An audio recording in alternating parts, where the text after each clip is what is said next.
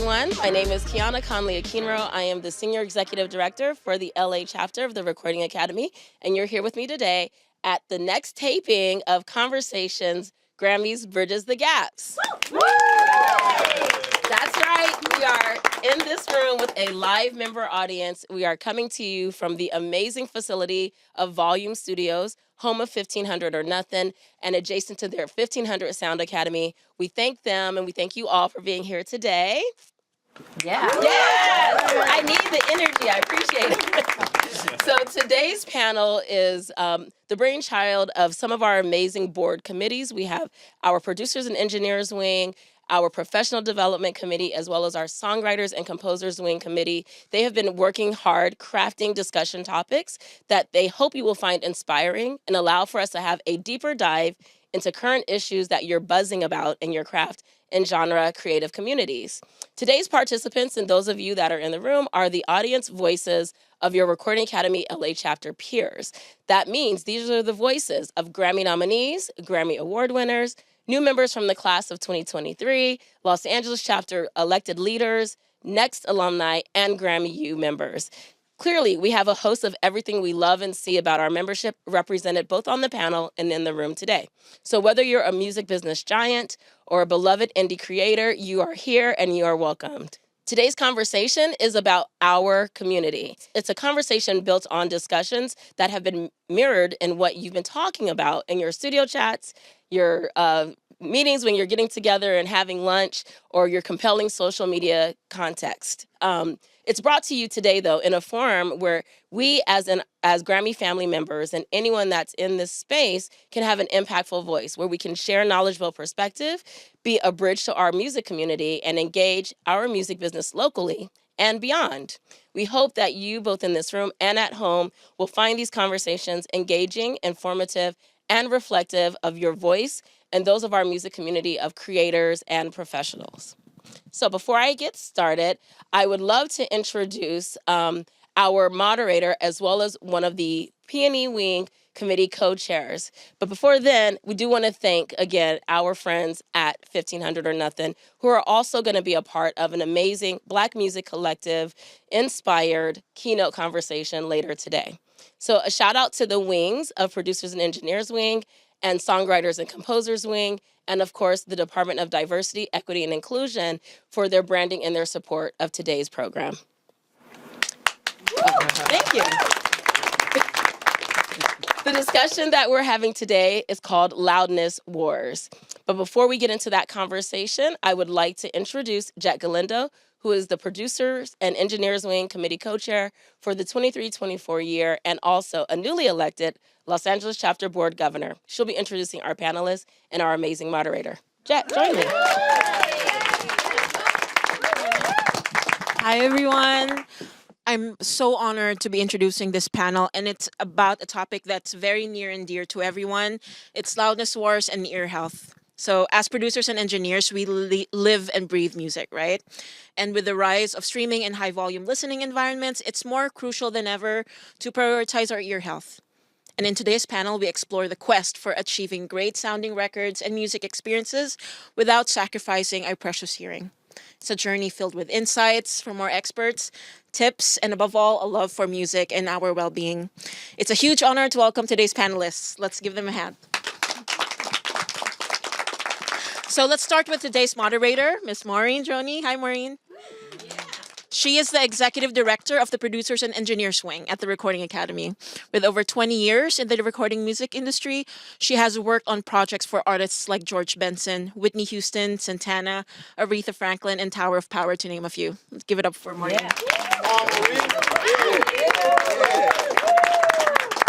And next, we have Kizzo. Kizzo is a Billboard chart-topping, multi-gold and platinum record producer, songwriter, and music entrepreneur. He won Album of the Year at the 64th Grammy Awards for John Batiste's We Are, and has worked with artists like Neo, Sting, Pitbull, Jason Derulo, and Usher. Kizzo has collaborated with legendary producers David Foster and Teddy Riley. Let's give it up for Kizzo. Yeah. And next, we have Young Tan, a Grammy-nominated music producer, engineer, and mixer based here in LA. She has worked with artists like Janelle Monáe, J. Cole, Pentatonics, Giveon, Jackson Wang, and Kanye West. Specializing in orchestral arrangements, Tan has worked at Paramount Recording Studios and co-owns Absolute Magnitude Entertainment Records. Welcome, Young. And then we have Rafa Sardina, 19-time Grammy and Latin Grammy winning producer, mixer, and engineer. Rafa's clients include Stevie Wonder, Lady Gaga, Michael Jackson, Shakira, and with over 60 Grammy nominations, he won Best R&B Album for D'Angelo's Black Messiah and multiple Latin Grammys, including Record of the Year. Sardina serves as Grammy Governor, Producers Engineers Wing Chairman, and Latin Grammy Trustee. Hey, Rafa.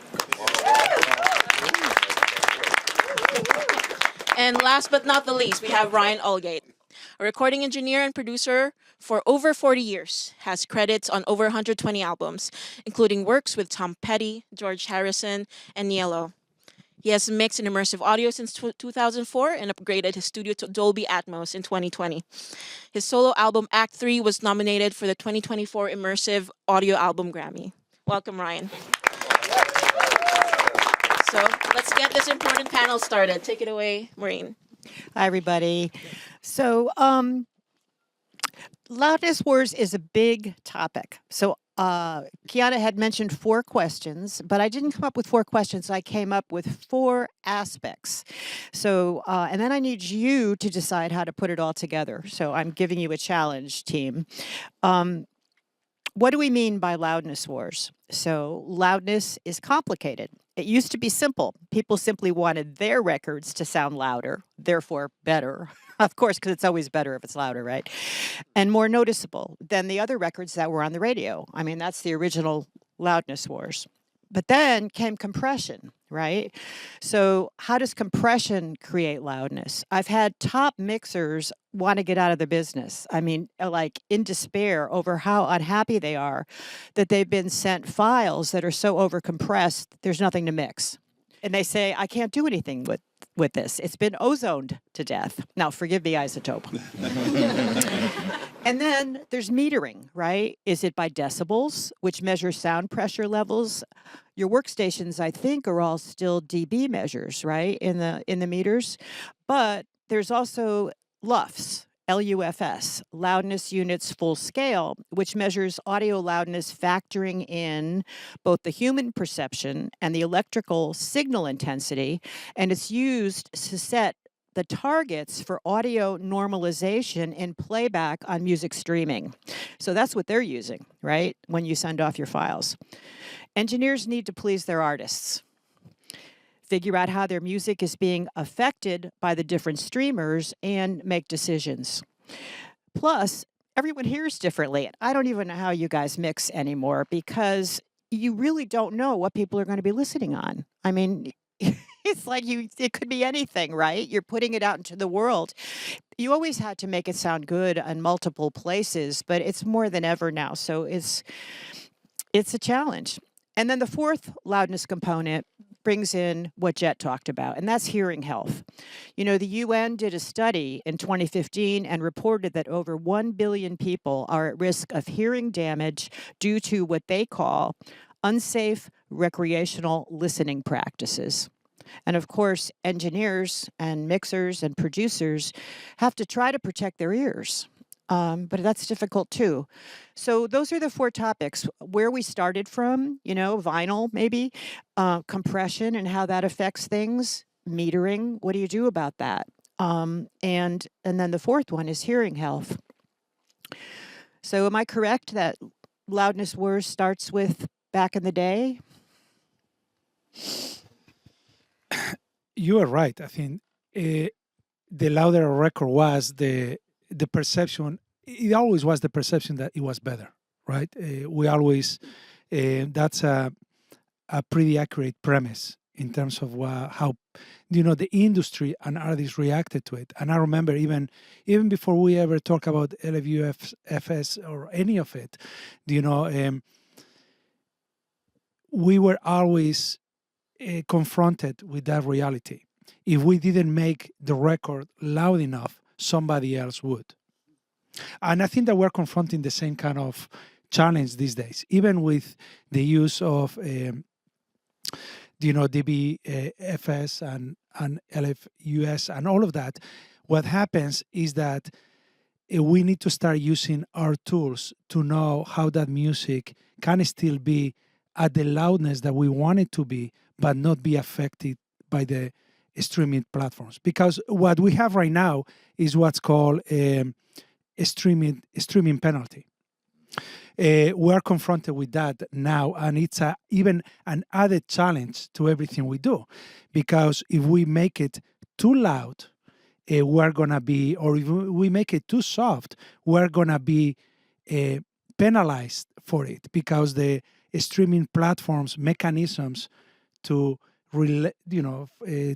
to conform it to their standard is gonna kick in. Normalization, yeah. And it not only happens with loud, super loud tracks, but also happens with super soft tracks. So we have to be careful with that in the realm of a full album, but also within a song, which is another thing that we're confronted a lot as producers, mixers. Even within a song, if the dynamics are too huge within a song, very often we have to reevaluate it and go like, okay, do I really need to automate the difference between the soft parts and the loud parts, or this track is not gonna fit with the rest of anything that's compared to?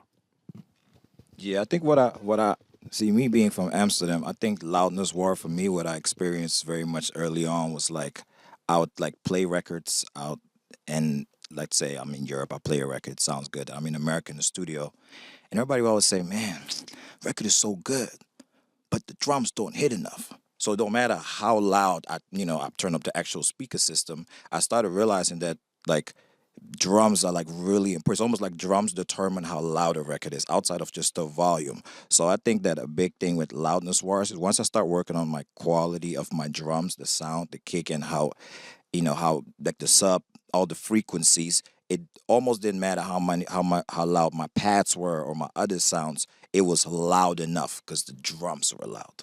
So that's something that I've been like holding on to pretty much for the rest of my life. In all my productions, I make sure that it's very like groove and drum driven, so I can respect the original piano I may play. Don't put too much effect on it because the drum is loud.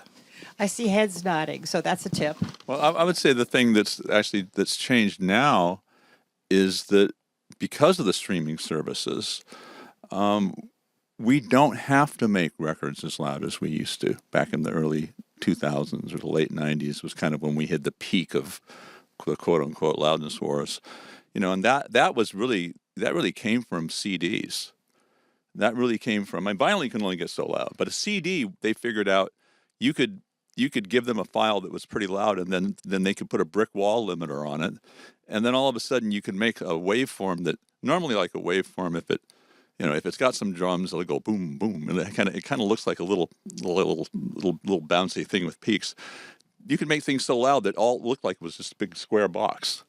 And that, if you looked at that in the LUFS terms, you're talking about something like maybe 8, -8 or -7. It's just ridiculously loud. And what happened with that was it just made music annoying to listen to. And I think we're in a better shape now because of the streaming services. They mostly want things at -14. Then all of a sudden that's a good range. You can get some dynamics. You can feel something. You can hear the space in the music, and it's not just this thing that becomes an annoying thing. So I think in a lot of ways we're in better shape now than we were. So is that -14 dB or LUFS? LUFS. LUFS, okay, thank you. Yeah. All right. Young, do you have anything you want to add to? Yeah, there's actually a switch in Spotify where you can turn off the normalization. Most people don't know about that. Someone showed me that and ever changed my life because I stopped listening to music with the normalizations on, even comparing my own mix to other releases. And I stopped worrying too much about loudness.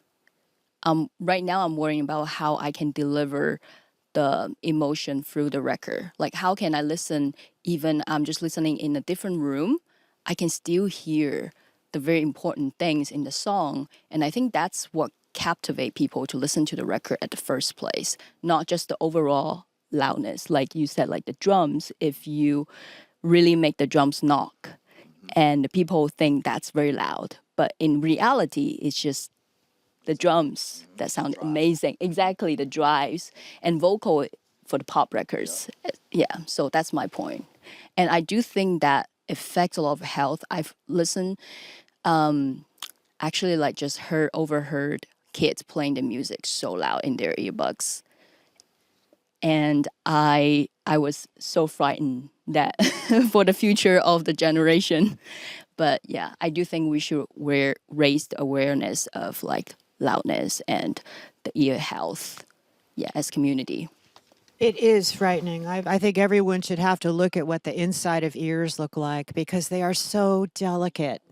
They have hairs that, get stimulated by sound, hair, and it all comes out into this magic that is hearing. But well, I'm glad to hear, Ryan, that you think, and maybe the rest of you think, that it isn't as bad as it used to be. Since you're the first person I've heard say the streaming service has made it better. Yeah, and the other thing that's happened is I'm doing a lot of work in Dolby Atmos now and spatial audio. Now, in that case, they won't accept it if it's louder than -18, which is a wonderful thing for music because it puts all this dynamics. You can have these. You can hear things kind of more quietly, and then you can hear loud things, and all of a sudden it becomes this dramatic thing that we love. So I do think we're actually in better shape. I think that maybe some of the problems still are, I think, with people who have to get artist approval. You're going to send out a ref, and now you're not going through a streaming service. If someone's listening to an MP3 or something, and if it doesn't, jump out of their iPhone, then they don't think it's happening. Yeah. So I think there still are some issues with just getting everyone else on board with it. But then at the same time, I think that every artist, I think we've all worked with, always says my vocal need to come up. I think every artist always want their vocal up, so And then you kind of pretend to turn the knob. Right. And, yeah. Except Steely Dan. Apparently, I was watching Bill Schnee, and he said that Fagan always wanted him to turn his vocal down. So what about compression? Does that play a role in this that's positive or negative, or is that just positive and negative, like everything else? I think that compression, we cannot just view it as a negative, point of view. I think that even when we're trying to make that emotional statement, a compression can be a good thing. Use the correct way. Compression is good. It's not bad. We're talking about overall mastering type of compression, which can also be good or bad. But in artistic terms, compression is a wonderful thing. Can be a wonderful thing because it allows you to even create layers within a mix of different elements, by the use of compression.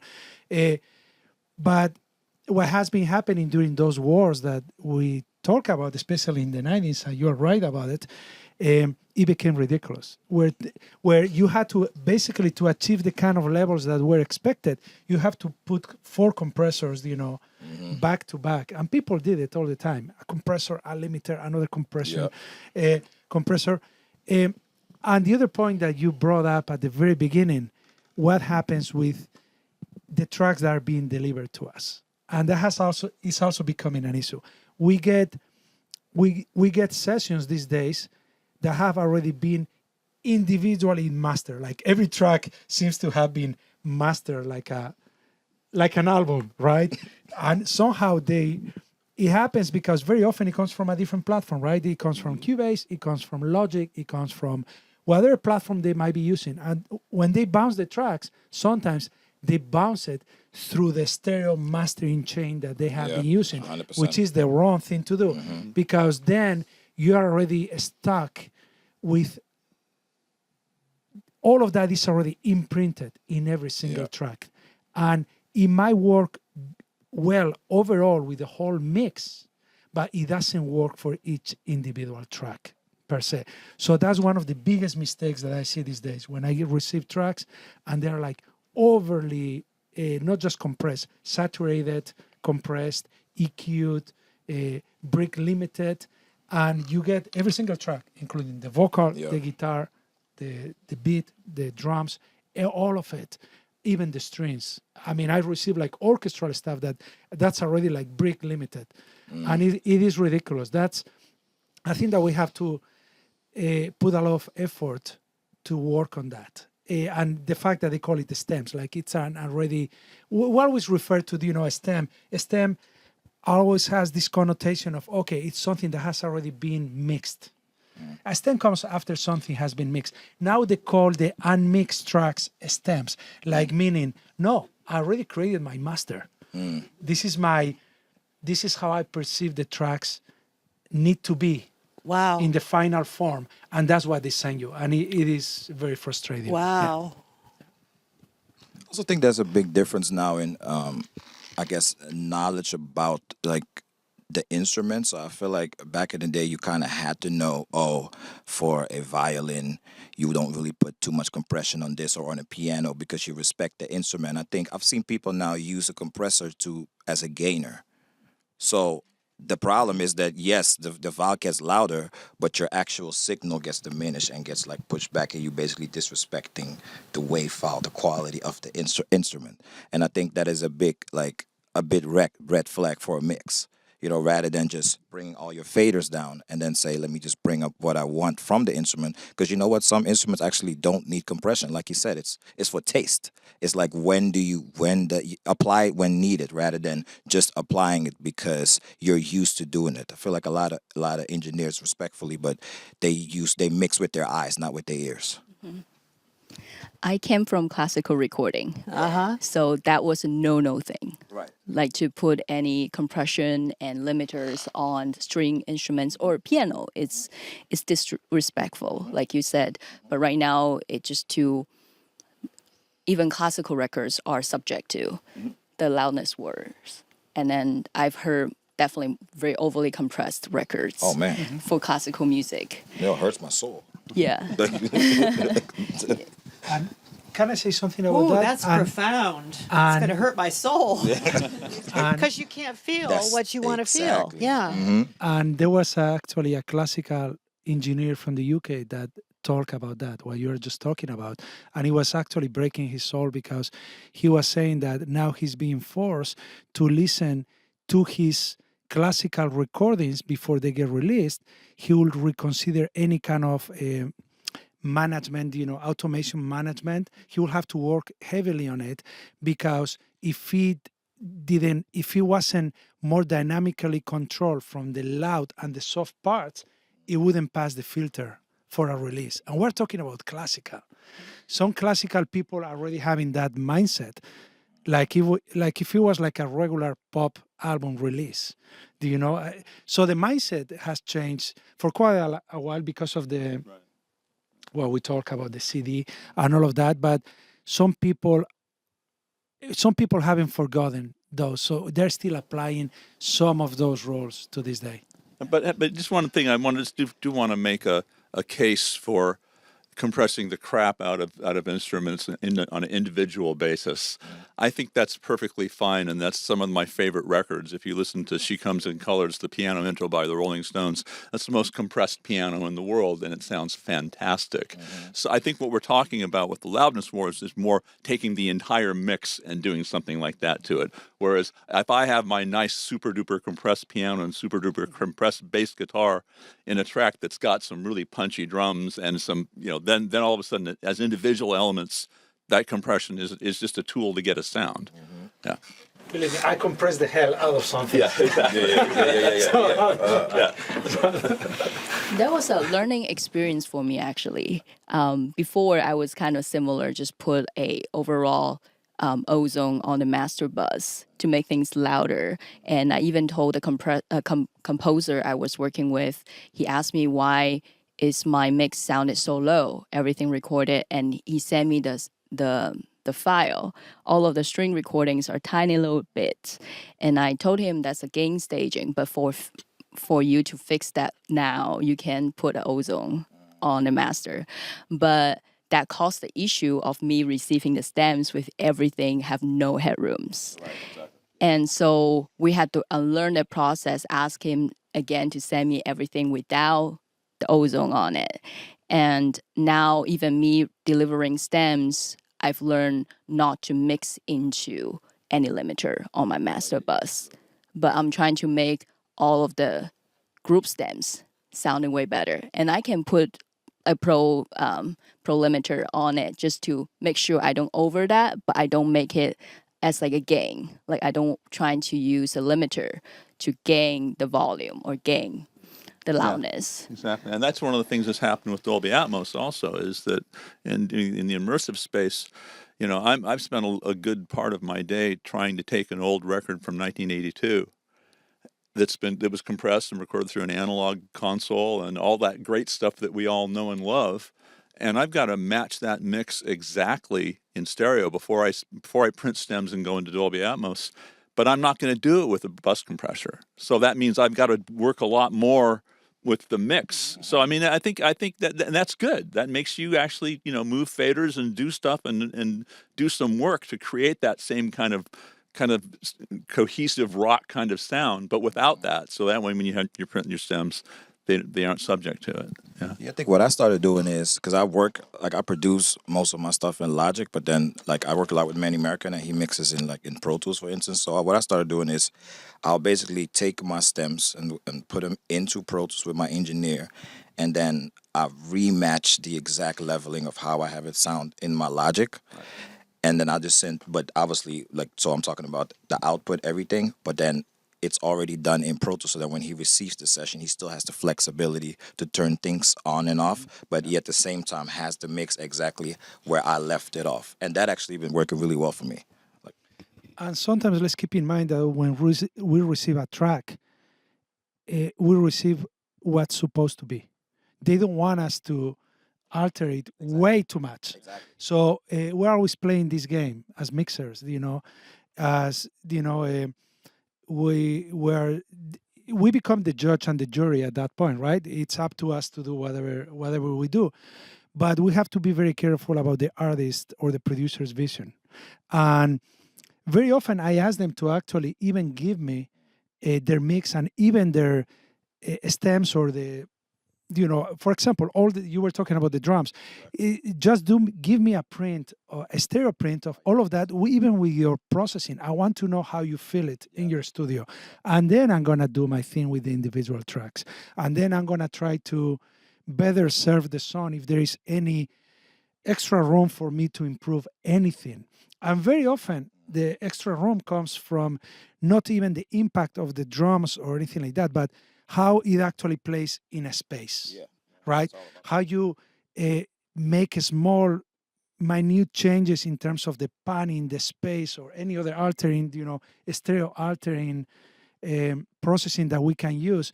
And then you start creating other type of layers. And it's all based on the rest of the song, obviously. Like you were talking about the piano or other elements. Yeah, it all depends on, for me, usually where the vocal sits. And then even when I'm putting the beat down, is the beat and the vocal. Yeah. And then I know what I'm dealing with. I know it's kind of like a duet between the beat and the vocal. And then I build from there. I build everything else from there.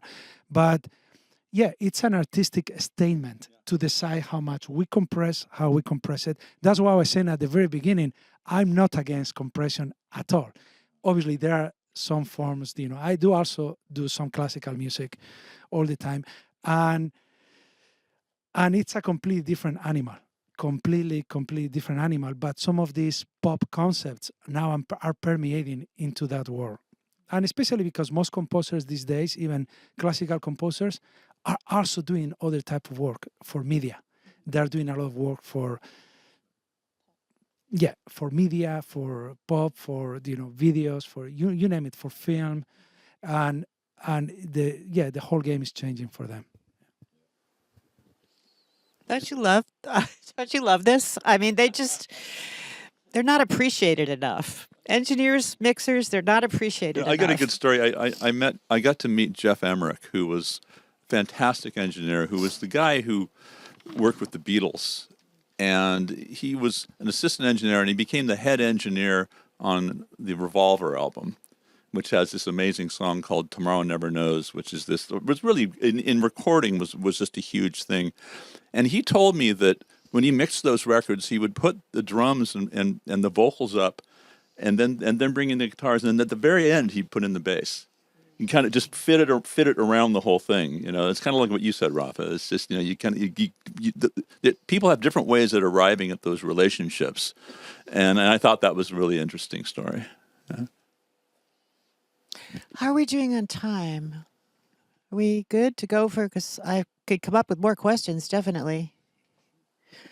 But I'm also thinking of Andrew Sheps at a meeting. Andrew Sheps did the Metallica record that finally the public revolted against the compression. Yeah, he right? won the loudness And war. we were in a meeting. He was at a meeting we were at. He said, "I just want to put it all to bed. I won the loudness wars.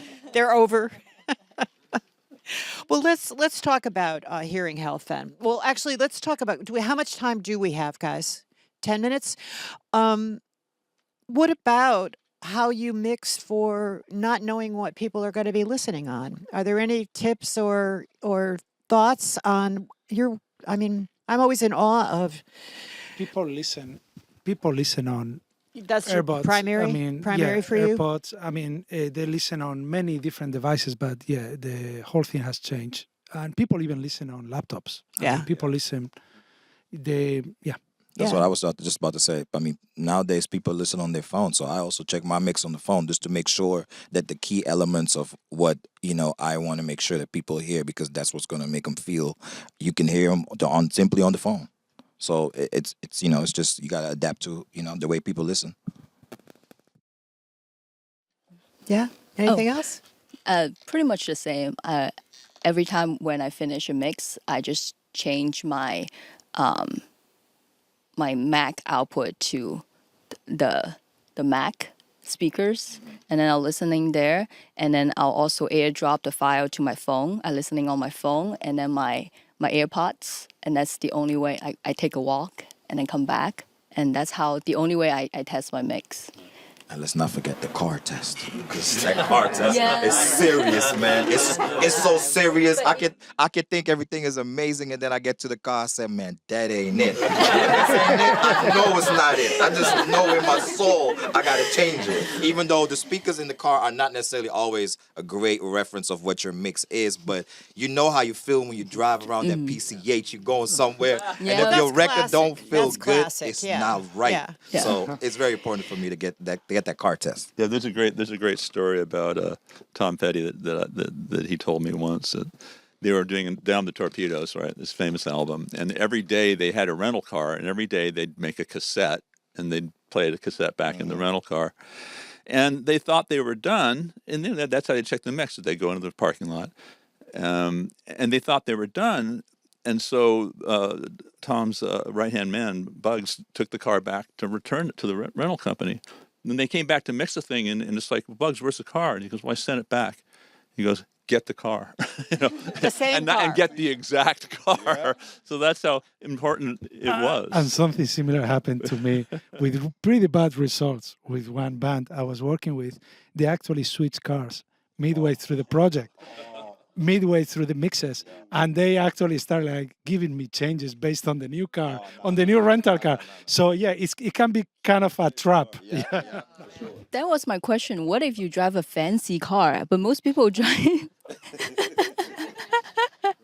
But the Then thing is, you're used to like your own system, right? So you Okay, kind of just yeah. gotta you'll know how something the sounds on your references. system. Well, Yeah. that's what I was going to say, and then That's you a go great back point, to actually. your system, but you also have to modify to the Mac and the phone. Yeah, but at the same time, like you listen to records all the time, so it's almost like in your space, you know how something sounds when it's Yeah, good, and you yeah. know when it's like overly subbed or bad. So once you're used to your environment, you can then recognize what is what, basically. These guys are not paid enough. And that's actually one of my biggest suggestions when I'm working with an artist or a producer. I will always ask them to make sure they also listen on their system, so that later on they don't come with, huge surprises, right? Especially in the overall balance of everything. Modern pop music has a lot of low end. There is a lot of content in the low end, and that's the most deceiving aspect of the whole album. Can be the most deceiving aspect. And then they don't listen in their own system. They love it. Then they go back to their own system and start giving you suggestions about everything. And you lose a lot of time. And it's not just time, it's quality time.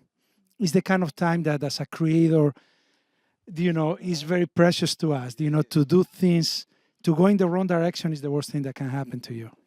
One thing also, just in terms of hearing health, I guess a long time ago when I started out, we'd always listen to stuff. Well, we kind of had three speakers. We had the big ones. Then we had the kind of the bookshelf, like the kind of hi-fi, ones you'd have. Like we had like Uri's and we had JBLs, and then we had Oratones. Yep. And there were the small little 4-inch speakers. And we would always just make sure it had to work on all three systems. But a lot of times what I would do is I got to the point where I really could hear very well on Oratones, on very small speakers at a low volume. So a lot of times I've taken that through to my career as a mixer, 40 years or something. I still think I can hear a little bit. And I think it has something to do with the fact that when I'm doing certain things, I'll listen to it loud to make sure everything's right, or if you're tracking or doing big important things. But a lot of times then to go back to mixing, once I know I like the way it sounds, to go back to mixing, I'll go to little speakers and I'll play it fairly quiet. And that means I can work for, 8 hours or so without blowing myself out. So I think the level that engineers listen to things in the studio when they're working is also very important, and it's something that they should all be aware of in terms of preserving their own hearing so they can keep doing their job. Well, let's talk about preserving hearing. And I mean, have you, as I recall, you were never going to tell an artist to turn it down in the control room if they were listening really loud.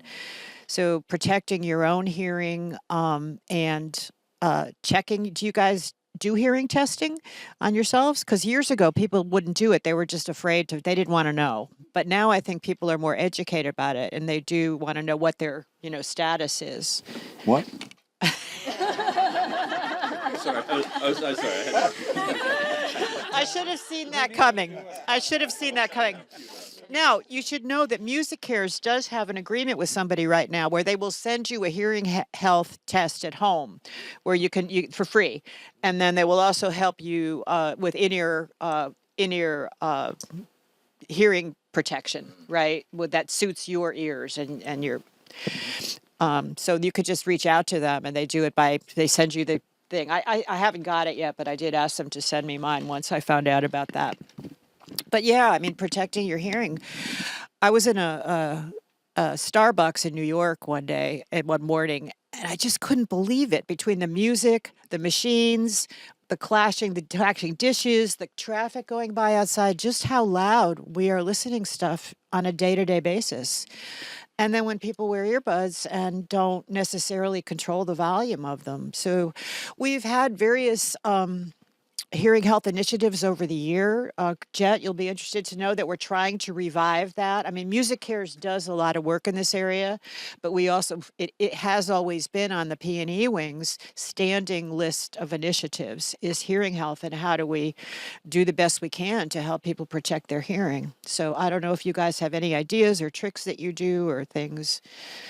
I think the one thing that I do, while I produce, which is kind of an annoyance to a lot of artists, but I usually produce on very small speakers. So instead of like actually producing on the bigs, I just believe that anything on the bigs always sounds great anyway. So I'm kind of like, you know what? How about I just start on the smalls to make sure that I like the groove and the vibe then? Because if I like it there, when I put it on the bigs, it really sounds good. And that actually helped me. I really did it for the feel, but then over time, it also helped me with my hearing because I don't play, I'm in the studio 12 hours a day. I don't play music that loud for 12 hours. So that's been helpful. I'm still not the greatest with health, with hearing health, but it has helped me, basically. The other thing is really good. I've got this SPL meter on my phone. SPL meters, yeah. Right now we're hitting about 68, 66. We're good. Like that. That's pretty good. And the other thing is always carry with you on your keychain. These are called earpiece. Yeah, I got them too. They're really nice. Earplugs because what they do is they knock the overall level down, but they also keep the frequencies intact, so you can still hear high frequencies. So a good set of earplugs, and knowing how loud you're listening to stuff. I mean, I've been to clubs where it's been like about 110 dB, and I've said to the sound guy, "What are you doing?" And he's like, so it's like, okay, I'm putting in my earplugs. What you mean? We're just about at time, but do you guys notice restaurants being louder lately? They've been really loud. They've been really loud. I started wondering about my hearing because I was sitting across from someone several times now, and I couldn't understand. I had to keep asking them to speak louder, and that was in a restaurant. So it's not just me, right? No, it's happening everywhere. Yeah. What do we do about that? It's something to think about. Loudness. Yeah, Which is what Jet started out with. That's the real loudness war. Wow. So I think we're at time. Wow, I could go on forever with you guys asking all sorts of questions. Thank you so much. Thank you.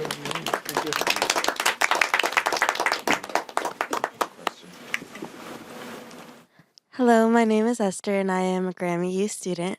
And my question for you guys would be could you provide an example of a time in your projects where maintaining dynamic range was very crucial for its success? Well, I don't know if it's crucial for its success, but I like it better. So, and it's funny thing is, I think if you like it and the artist likes it, then it's better. I think dynamic range is also just equal to emotional impact. And I think when stuff just gets squished, it pushes you away from it because it just becomes annoying. When it has dynamic range, it makes you lean in and makes you want to. You can see the vocalist, you can see the person more. You can just see the whole thing. I always look at music visually, and it just seems like it's like the difference between, watching something on your phone and watching it in a movie theater. Yeah, and I think it has everything to do with what emotion you want to translate. If you want to be in the club, for instance, and you want to turn up the 808s and then you put the rest down a little bit. But if you want to, like if you do an Earth and Fire record, then the horn's going to be loud and everything else going to be real low. So I just think it's about the emotion. So success is, I don't think anybody really knows what the key to success is, but I think we know what some keys are to be able to transfer emotions that could lead to a certain level of success.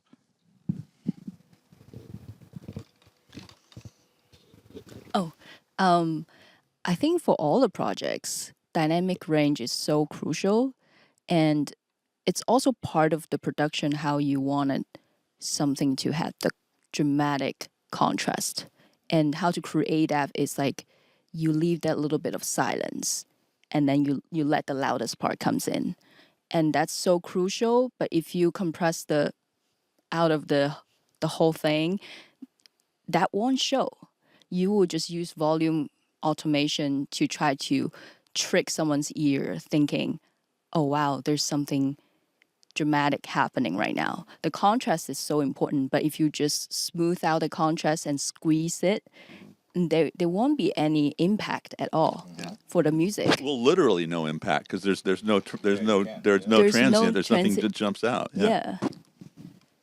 But you can also make the record very loud by doing so many other tricks. Yeah. And then you can always turn it up too. That's Yeah. the other thing we always encourage people to do. If it's not loud enough, just Turn it up. Turn it.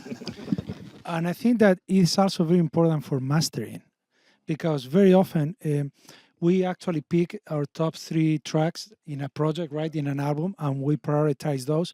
And those are usually the most impactful tracks, usually happen to be, but there are also other tracks in an album, much softer tracks or with a completely different dynamic range, usually with a bigger kind of dynamic range. And we are sacrificing those to the benefit of the 3 tracks that we picked as our 3 singles or 3 records, right? And sometimes we have to do a balancing act and have good communication with the master engineer. So I always pick a couple of those tracks and then the other type of track, like the quiet track in the album. And I always try to master those first. So I have a good balance, a good relationship between, okay, what's really pumping in the album and what's a completely different animal in the album. Is the quiet track. How is that going to compare to the rest of the album? And at least you master the whole album with more knowledge, right? Being in a more responsible kind of way. And you can actually communicate better with the master engineer. Otherwise, you are just sidetracking the master engineer too. You are fooling them into, you are creating the trap, the perfect trap. Because ultimately, when you get to the quiet tracks, you have to remaster again the super loud tracks because nothing fits. Yeah. So thank you, everyone. That's the end of our Loudness Wars panel.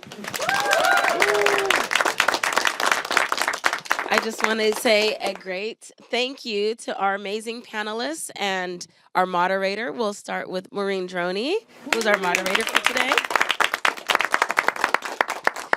as well as Young Ten, Rafa Sardina,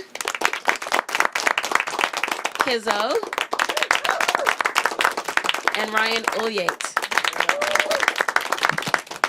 So in closing, we just want to say thank you to all of our Los Angeles chapter members that were present today. Thank you to those of us that are watching online. We hope that this has been insightful and inspirational, that we'll continue to support each other in the work that we do. Conversations, Grammys Bridges the Gaps is a series that will air on social media soon. So please look out for that. And again, another thank you to our partners at Volume Studios, home of 1500 or Nothing, for allowing us to program in this wonderful space. A special shout out, as it is June, to Academy Proud, our members that are a part of the LGBTQIA plus community. Happy Pride Month. And another special shout out to our members of the Black Music Collective, our members who are celebrating Black Music Month. Thank you and have a great day.